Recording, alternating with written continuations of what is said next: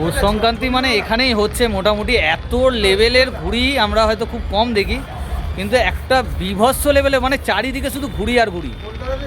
কলকাতাতে এরকম ঘুড়ি ওঠে না প্রথম কথা, মানে পৌষ সংক্রান্তি মনে হচ্ছে সত্যি এখানে হচ্ছে বেনারসে। তো কি বলবো, মানে সলিড আমরা যে বিভৎস বিভৎস বিভৎস, মানে পৌষ সংক্রান্তি বলতে এখানটাই মানাচ্ছে। সো লাভলি, আর কি বলবো, চারিদিকে মানে বড় বড় ছাদ, মানে তার মধ্যে হচ্ছে পাশে হচ্ছে চলে যায়নি আমাদের পাশের হোটেলে হচ্ছে বিশাল গান ফান চলছে। সো আউটস্ট্যান্ডিং 2026-এ সব থেকে বেস্ট ট্যুর, বেস্ট জায়গা। মহাদেব আর রামকে দিয়ে শুরু, সীতা এখনও বাকি রয়েছে, সব কিছু বাকি রয়েছে জীবনে যতদিন বেঁচে থাকবো।